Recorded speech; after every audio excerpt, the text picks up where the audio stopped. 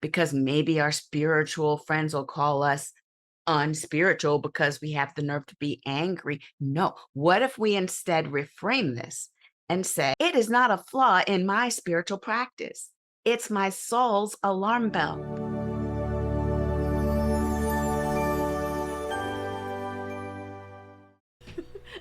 All right, welcome.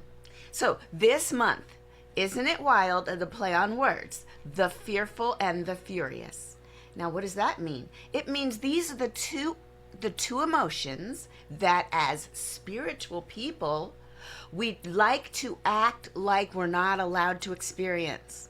Fear and anger. Today I'll talk about anger. Fear is coming up, and we do swap back and forth, fear and anger for this month. And I love the topic because, and I know Melinda loves it because she held an entire workshop about the spiritual rage room. So it's a needed thing to talk about. And I will begin with this one sentence affirmation, which later I will ask for you to say with me. It is, I channel my anger into sacred, purposeful action. This is your power. You can do that with your attention. You're channeling your anger into sacred, purposeful action. So I will start with a reading from our fave, Brene Brown, who she teaches all of us to allow those feelings that we've been shoving down and pushing away. And this one is all about fear and anger. She says, when we are in pain and fear, anger and hate are our go-to emotions. Anger is a catalyst. It's easier to be pissed off than it is to be hurt or scared. With anger as our catalyst, well, we're holding on to it, will make us exhausted and sick. Or sometimes anger can mask a more difficult emotion like grief, regret, or shame. And we need to use it to dig into what we're really feeling. Courage is forged in pain, but not in all pain. Not in all pain, she says. Pain that is denied or ignored becomes fear or hate. I'll say that again. Pain that is denied or ignored becomes fear or hate. Anger that is never transformed becomes resentment and bitterness. So that's where we are today. This is what we're talking about. And in those words from Brene Brown, who, by the way, wrote this in her book called Braving the Wilderness, The Quest for True Belonging and the Courage to Stand Alone. That's her book. And she writes a lot about the things that society would have us suppress in order to appear okay. And that is what we call spiritual bypass. When you take platitudes and high-mindedness and try to pretend that the other feelings aren't there, that is spiritual bypass, and we don't want to do that. So let's start with the top, with Brene's idea of using the energy. You see, we've been sold a lie that spiritual people, we don't get angry. We're taught to just let it go or choose good vibes. But that's our spiritual bypass talking. What if your anger is not something to turn away from, something to, if you're looking at it, you want to fix it and make it go away? No, no, no. What if the anger that you're trying to avoid is the actual signal that shows you the way to go, shows you where your growth is? That's Brene Brown. She's saying that anger is a catalyst. It's your soul saying, this is unacceptable. You don't have to choose between honoring your anger or choosing love, because that's the spiritual bypass. What if your love isn't the absence of anger, but it's the highest transformation of anger? In other words, it's the direction you should go in to find, how can I transmute this energy of anger into love.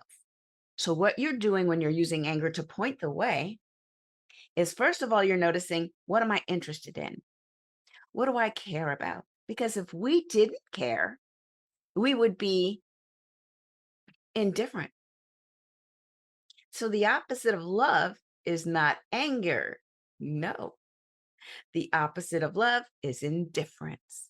So, if something gets you all riled up, pay attention. It is asking you to move toward it, and then you're going to reframe it. So I'm calling this the inner alarm system. You know how you have an alarm system in your home. Or maybe let's do a different kind of alarm. One where it just involves you, not a burglar coming in or some external thing.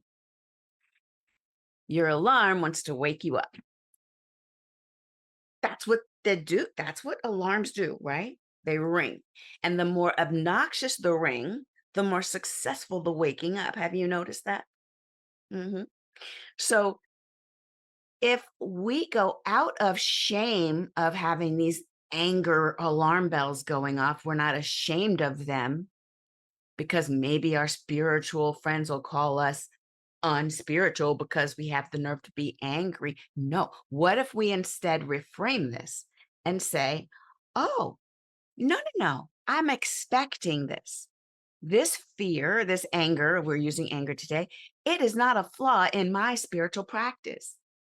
It's my soul's alarm bell. When the alarm rings, it's telling me one of three things is happening. One, a boundary has been crossed. Two, a deeply held value is being ignored. Or three, an injustice has just occurred. Either way, we're awake now and we're alert. Do not unplug the alarm clock. That's that spiritual bypass. No, no, no. Listen to it carefully, because when you finally allow your anger, your alarm bells to actually get your attention, then it stops being so overwhelming and so jarring. And it becomes motivation for getting up and getting going on what it is you're here to do. And I love this. It's just like the morning alarm clock. At first, it's such an annoyance. And then once you're awake, you're like, that sound isn't so bad. Of course, it got me going. So we're not going to talk about the snooze button. I know you're like, yeah, but what if I just go ahead and click snooze? If you click snooze on your anger, well, that's for another talk. We'll discuss. We'll discuss. So now let's go into the current events, because I know that it has not passed your awareness. As a person who's alive and living and looking around in the world, you would be weird if you weren't a little angry. I would say I'll have what she's having. So you look around and you say, oh no, but what about the injustices that are going on? Well, turns out this scientific study done in October 2023 and 2024, there's a term called rage philanthropy. Have you heard of it? Rage philanthropy. So there's a scientific benefit to being mad. This study by the APA found that the anger that we feel is actually one of the most powerful motivating forces for achieving difficult goals. Anger. We're seeing it right now with the rage philanthropy following the 2024 election, where people are channeling their political frustration into millions of dollars for nonprofits, those nonprofits that have been so cruelly sliced with a chainsaw by some of our friends on a stage acting crazy. I'm not going to even comment about it. But when homeboys slash those budgets like this, some of the philanthropists were mad and very wealthy, and they started making it rain. So look this up. You'll find that anger is not always purely destructive.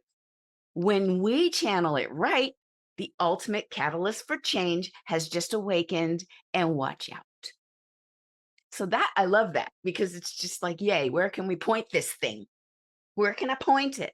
How can I help?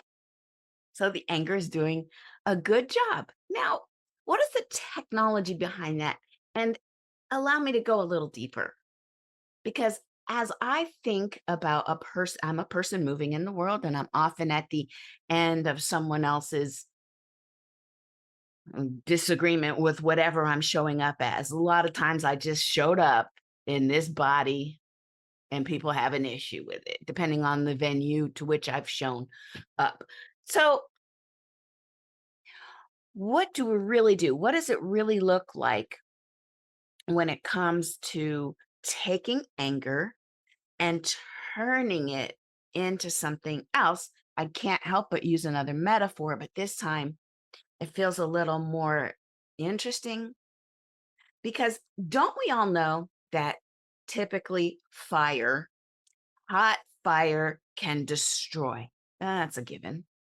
Hot fire, like I'm saying hot fire as if there's any other kind of fire, but I'm just thinking about a blacksmith's forge and how if the heat, because it's a special kind of hot heat, like white hot heat, there are different types of fires. When a blacksmith gets their forge so hot, it's like our anger getting super hot. And if we do not skillfully manage that heat and turn it towards something creative, it could, if left unchecked, become something destructive. So, anger, in fact, Ernest Holmes actually wrote in Science of Mind, anger can be turned into love, and the very power that has been destroying can be made to build up. So we are with the blacksmith in this moment. And that blacksmith has just put a very hard metal, which is, let's say, raw iron, brittle, and you can't really work with it. But the blacksmith puts it into the forge, into the heat. And what happens? It heats up that hard to manage metal or iron and it makes it malleable. Your anger could be the heat that could be applied to a situation or your something in your heart has been hardened. What if your anger is that heat that can be applied to it and now you're making it pliable? If raw metal is brittle and unyielding and takes immense heat, then your anger, your raw anger can be used and applied towards something that you're pretty sure you can't stand. You're pretty sure that's not going to, they're not going to make you love them because they're just so horrible, so awful. Point your, the heat of your anger informed by your deeply understood connection with the divine and that will transform the situation. Your anger is forceful. It's got power behind it. It's energy. Energy can't be destroyed. It can only be transformed, and you're going to be that transforming agent. Blacksmiths, they are skilled. There's a whole apprentice system to make sure that just any old fool doesn't walk up to a forge and try to just do it because how hard could it be? These were the last words said by many an apprentice who didn't have good training. We need to train ourselves. We need to sit and make sure that we have a high intention for what it is we're here to do. And that informs our higher sense of self, which is higher than anything, even the anger. And then when the anger does show up, we use that anger to even go further. There's a Tai Chi metaphor in here somewhere. I remember I was in a class. This is years ago. I was pre-child at the time, so at least 30 years ago. And I was in a class where this little small man, Chinese man, one of the world champions in just beating people up. Like he could he could do things that seemed magical. And when he taught us, he's sitting there just like seriously petite. and he would get against these big guys and just kind of throw them. And it didn't look like he was working hard. And so we were there to learn that when someone's using their anger or their power against you, that you simply move with them. A lot of those hand movements that they do just has you going with their energy coming at you, and you deflect it so that they go tumbling away, and you're just so rooted in your core, rooted in your stance, that they didn't really knock you down. You were pliable and flexible, and you use their momentum to take them head over heels behind you.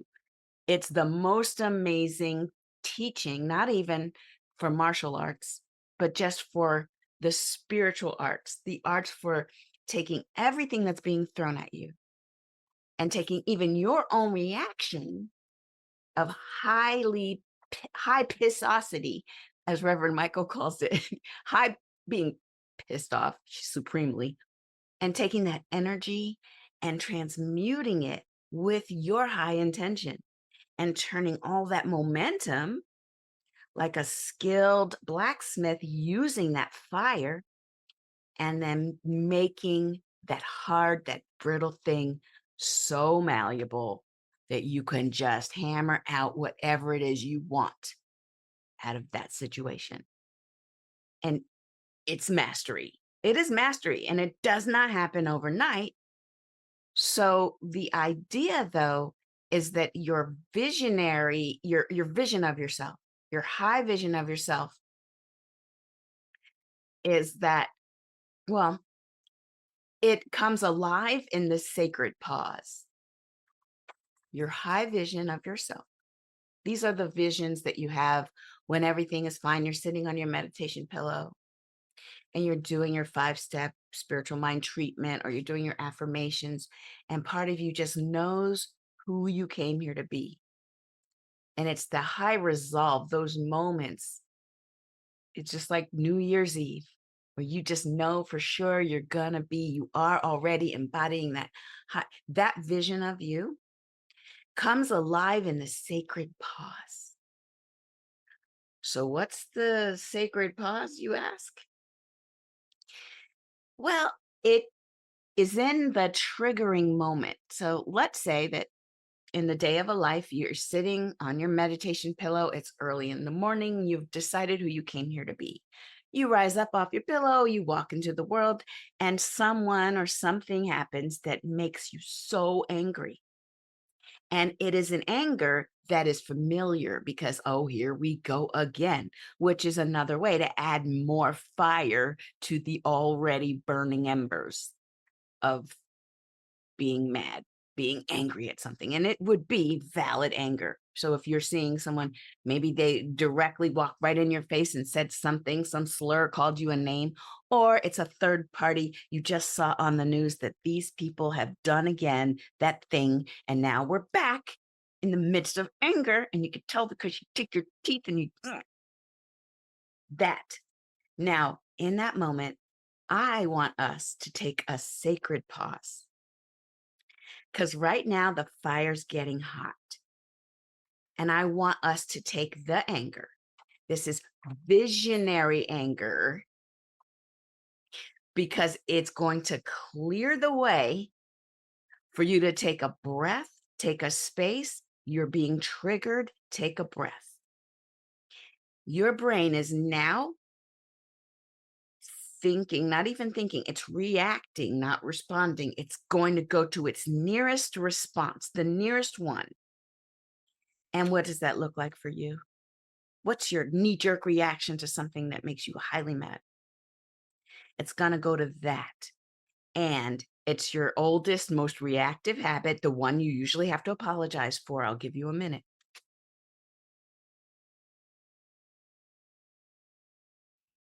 But Ernest Holmes gives us a powerful warning. He says we all have the ability to transcend previous experiences and rise triumphant above them. But we shall never triumph over them while we persist in going through the old mental reactions.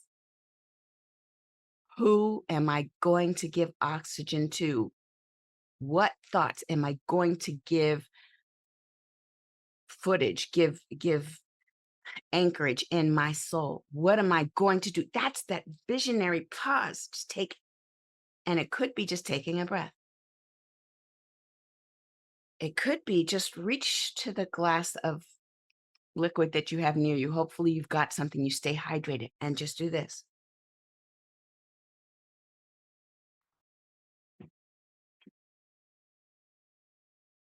That space, that visionary space between stimulus and response, that's the space. If you don't give it a space, you'll have stimulus and reaction, no space. Stimulus, a little bit of space, a breath, and then response. Well, that's you choosing who you're going to be in this moment. This is the sacred pause. And it's the last thing you'll think about when you're in the heat of the moment. But this week, for today, I'm planting this seed into your soul right now. And I want you to just hold on to that and look for the next time that your anger comes up and your reaction starts. And I want you to pause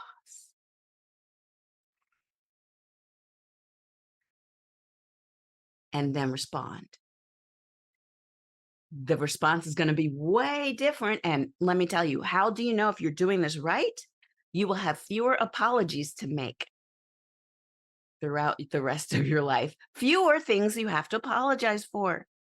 If you didn't do it in the first place, you didn't say it in the first place, and you didn't slam doors. I don't know what it looks like for you. But that pause takes away the urgency of I must react. Ernest Holmes says you'll never triumph over these things while you persist in going through the old mental reactions. So, yes, it's a practice. And so, in conclusion, I just need you to know that you are individually part of one of the greatest social movements in history. How do I know that? Because we're here and it's not perfect. Things need a little bit of help. You look around, where does it need you? Think about it. Every social movement in history began with a moral outrage. But the outrage itself is not what changed the world, is it? The sustained, organized, and deeply loving action that followed the outrage, that's what did it.